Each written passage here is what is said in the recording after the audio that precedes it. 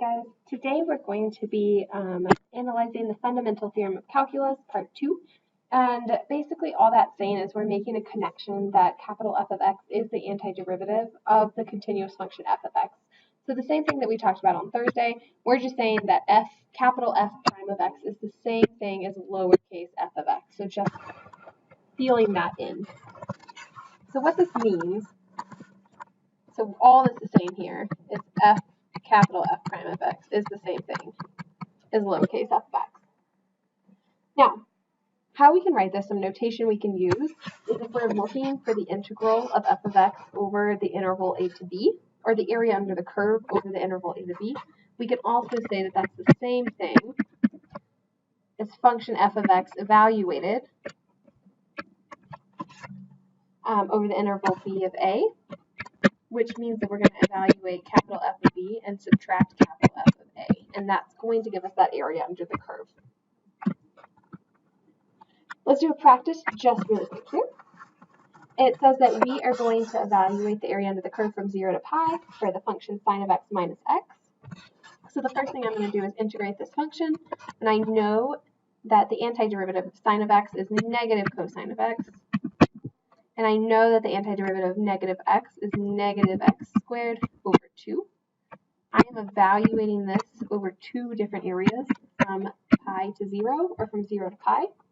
Remember that the number that goes on top is the one that goes first. So what we're going to do here is we're going to have negative cosine of pi minus pi squared over 2 minus, now I'm plugging in the 0. Negative cosine of 0 minus 0 squared over 2. And remember that there is still a plus c here. It's just that that c gets negated because when we subtract c from c, we get nothing. All right, so we have negative 1 here, negative 1, I'll show all the steps, minus pi squared over 2, minus cosine of 0, minus 0, that's just going to be negative 1, cosine of 0 is 1, so that's minus negative 1. And what I get here is we have a positive 1 here, a positive 1 here, so that's 2 minus pi squared over 2. And you can just keep it like that, and that's going to be the area under that curve there. All right. So integrals do have some interesting properties that we do need to go over. The first property is if you're evaluating over the integral a to a. And all that means is that you are covering 0 distance. So the area under 0 distance is just going to be 0. The next property is we normally see b on top and a on bottom. So if we ever see that flipped, then that just means I'm working backwards. And we kind of discovered this. You can check this out in your calculator and see some of these values. But really, it's just going to be the opposite of the integral if we went from b to a. So I think we did this the other day in the do now, that we noticed that if you flipped these two numbers in your calculator, you would have gotten negative 18 instead of positive 18. I think it was over the interval 0 to 3 of 9 minus x squared. So same type of thing. You can check those out. So if you went from, if this guy right here was positive 18, then if you went from 0 to 3, it'd be negative 18. All right, our next rule here is that if a value c exists such that c lies between a and b on my x-axis, so I drew a little axis here, you can kind of see, well, c is right there, and c is between values a and b, then it is true that the area under the curve from a to c plus the area under the curve from c to b is going to be equivalent to the area under the curve from a to b of that function. Finally, oh, not finally, there's two more. We discovered this one the other day because of like the derivative properties. That constant or that value that's a coefficient to our function can always be taken out, and we do not have to worry about that when we're integrating. So we write that as k is taken out, so over the interval a to b, you just need to integrate this function, and then you can go back and reintroduce that coefficient. So an example of that would be if I'm asking you to evaluate over the interval a to b 2 times x squared minus 4, you can take that 2 out,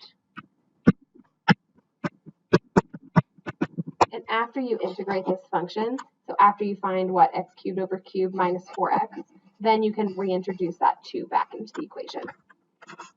All right, last but not least, we're told if we have this composition function here, so some sort of function plus a separate function, that means that we have two different things going on. So maybe an x squared plus 4 minus 2x. So we have two separate functions happening.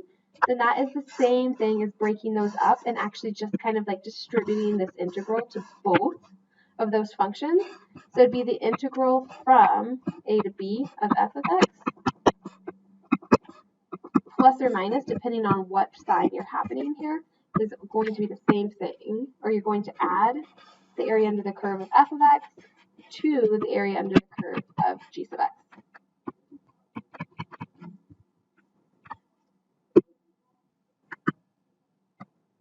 All right, so this is all fine and well, but all these rules are meant to actually help us. So let's do some examples here.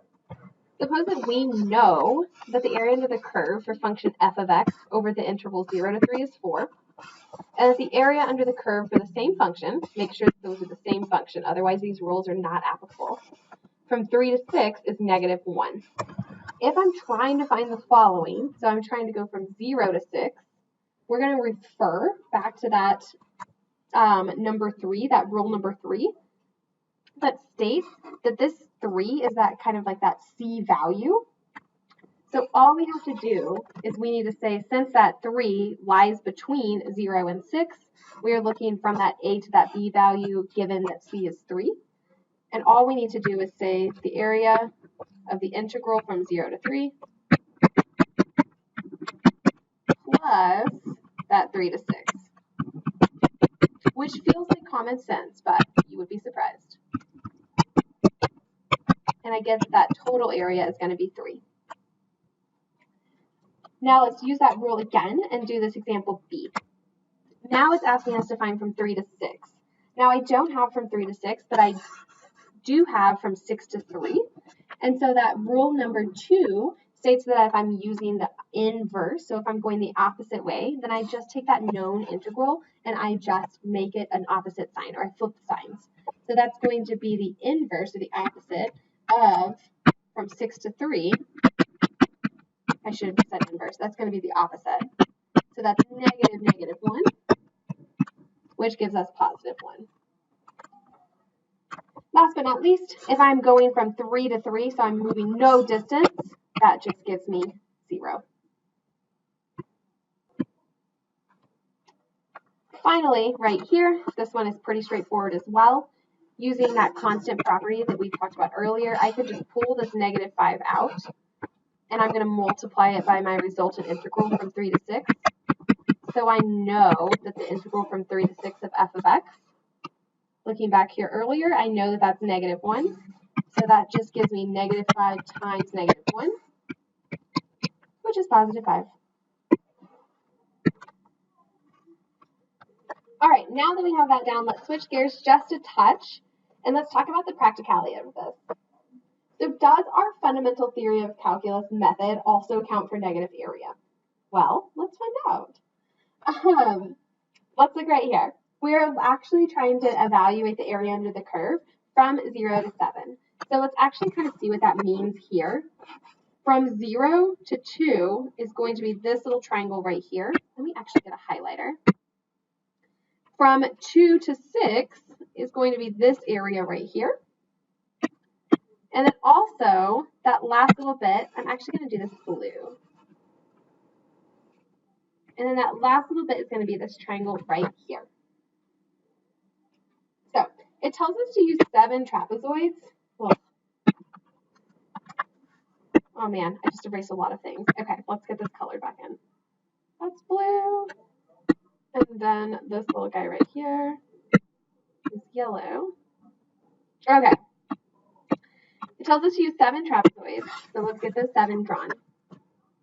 Here's one trapezoid right here. Here's 2 right there. There's another one. There's another one. There's another one, and here's my 7th one. Okay, so we need to adjust and include positive areas for my blue shaded region and negative areas for my yellow shaded region because we need to make sure we're taking into account the fact that that yellow is below the x-axis. So I'm going to come over here and I'm going to say the integral, or the area under the curve from 0 to 0 of f of x. And make sure we say approximately because I'm using figures. So when I do this, I'm going to calculate those trapezoids. So 1/2 b1 plus b2 times the height. Remember, those bases are actually going to be these little guys right here. Those are your bases, and your height is that x distance. So if I do that for both of these, I get about 11 for this blue area, 2.5 here. And when I do all of these, I get -10. I know you guys know how to do shapes, so I'm not too worried about that. And when I add all of those together, I get that the entire area is going to be about 3.5. So that's with like making all my shapes or my Riemann sums. So let's see, like, does actually, if I use my rules, does it actually help or does it actually work when I'm using this? So let's calculate this guy by hand. We know that we are trying to integrate this function over the interval 0 to 7. So the first thing I'm going to do is I'm going to find the antiderivative of this function. And I know that the antiderivative, let's rewrite this. This is a good habit to start doing. Antiderivative is x cubed over 3 minus, that's 8x squared over 2, so that's going to be 4x squared plus 12x plus c. We are going from 0 to 7. That c cancels out, so I don't really have to worry about it. So when I do that, I'm going to get my 7 first, and I'm going to subtract 0 from it. 0 is just nothing, so all I really need to do is 7 cubed over 3 minus 4 times 7 squared plus 12 times 7, and I'm just subtracting from that 0. And when I do that, I get 7/3, which is approximately 2.3. All right, this is going to be the most accurate because this is actually using like those perfect shapes, or that's like that perfect area without using those like guesstimate shapes. And I do notice that 2.3 is, lower than 3.5. So yes, indeed, it does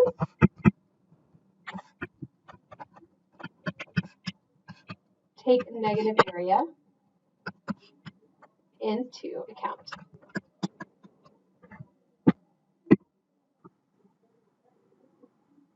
All right, before we leave off today, I wanted to do 2 practice problems and then you guys are good to go. So these are 2 level 1 practice problems, and we're going to be doing level practice on Monday. So we'll see how we're feeling about these. So this first one says from 1 to 10, the area is 4. And then from 3 to 10, the area is 7. And it wants us to find from 1 to 3. So let's get this done. I know right here that this guy, I know from 1 to 10, if that is 4, then that is the same thing as saying from 1 to 3 plus, and I know I'm not using correct notation here, but I know that that's saying the same thing as from 1 to 3 plus 3 to 10. Now, I don't know what 3 to 10 is, 10 to 3, but I know the opposite, that 3 to 10 is 7. And I know from my rules that means that this is a -7. So really you're just saying 4 equals something plus -7. So just work backwards from there. And I should get E11.